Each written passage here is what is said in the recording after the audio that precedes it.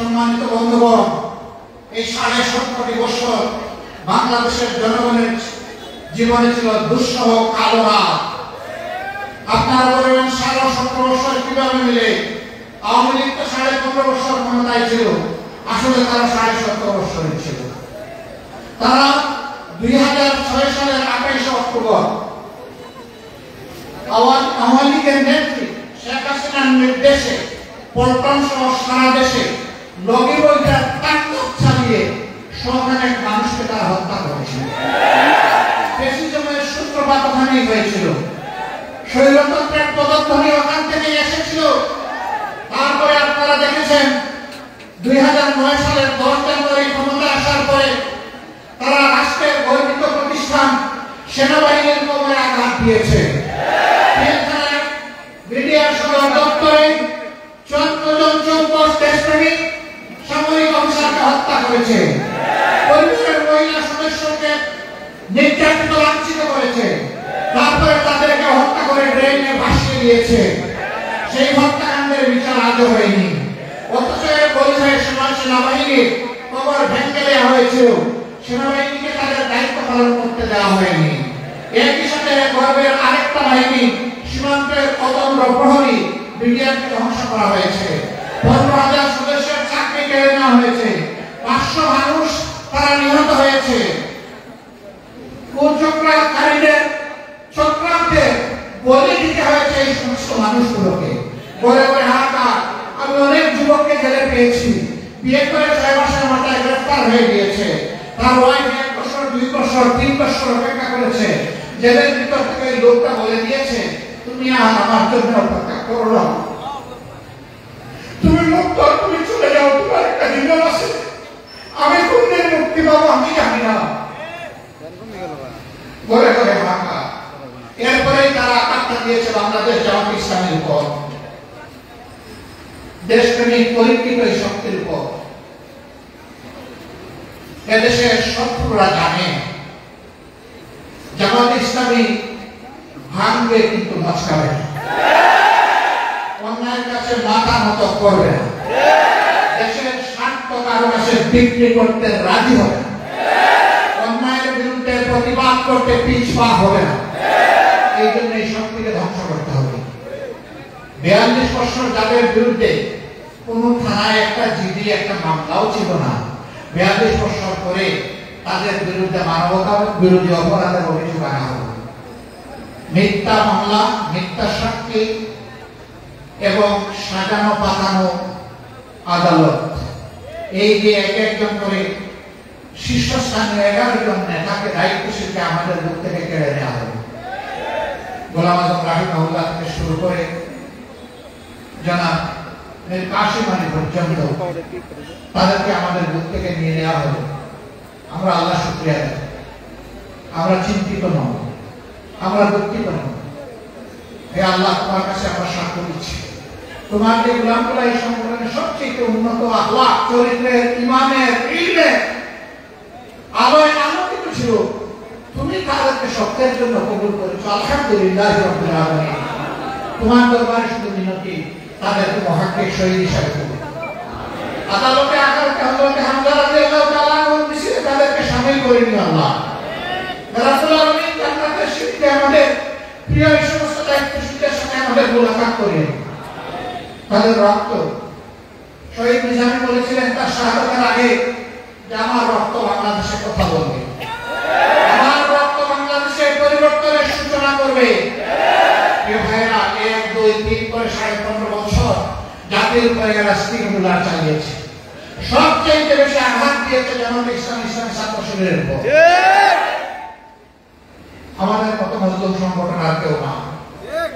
আর কারো এতগুলা নেতাকে হত্যা করা হয়নি, আর কারো বাড়িঘর বুলডোজার দিয়ে ভাঙা হয়নি,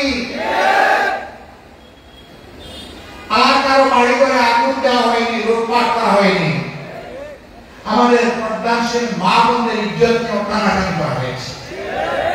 আমরা সেদিন চোখের পানি দিয়ে শুধু আল্লাহকে বলেছি, আল্লাহ তুমি দেখো, তুমি সাধারণ বাসী, তুমি সীমাহীন দৃষ্টি শক্তির মালিক, আর তোমার কান থেকে কিছুই বাদ যায় না, তুমি সব শুনো।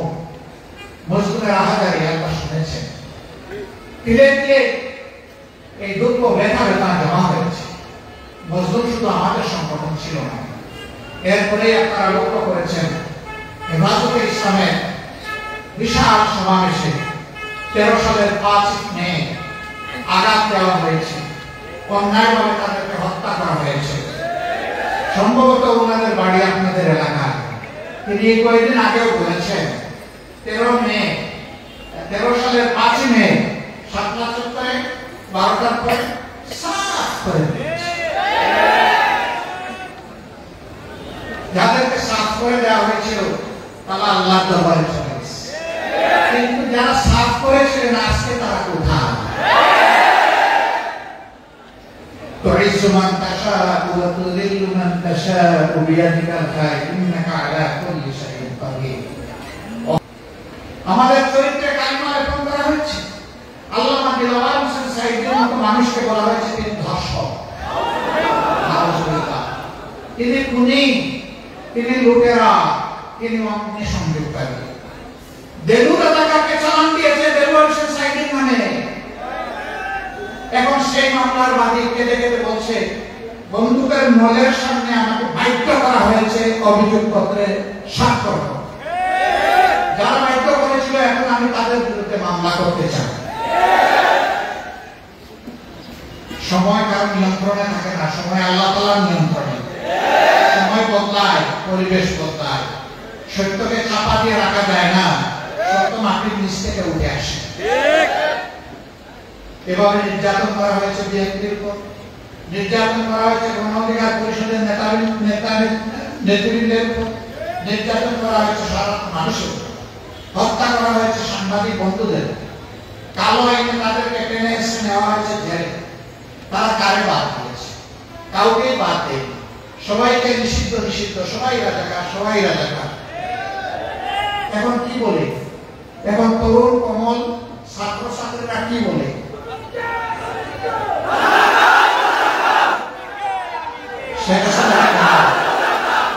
শেখ হাসিনাকে ধন্যবাদ।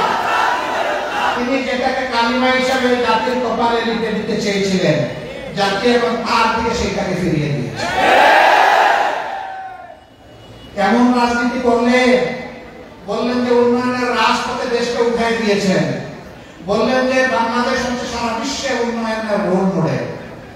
এমন মডেল বানালেন আর এমন রাজপথ তৈরি করলেন, গাড়িটা রাজপথ দিয়ে চালাই আপনি যেতে পারবেন না। এমন রাজনীতি করলেন আপনাকে দেশ ছেড়ে চলে যেতে হবে। 850 বছর আগে লক্ষণ সেন দিয়েছিল আর আপনি গেলেন তারপর। কি রাজনীতি করলেন আপনি এবং আপনার সাঙ্গপাঙ্গরা? এখন আপনাদের মধুর হাড়ির সন্ধান পাওয়া যাচ্ছে। একজন গৃহকর্তা গৃহকর্মী যারা তাদের কাজ করেছে এখন তাদের অ্যাকাউন্টে 17 কোটি পাওয়া যায়, 20 কোটি পাওয়া যায়। আলাউদ্দিনের চেরাগ জ্বলে, আর সেই তারাই বেগম খালেদা জিয়াকে 3 কোটি টাকার জন্য মামলা দিয়ে বলেছেন তিনি এতিমের মা আত্মসাৎ করেছেন।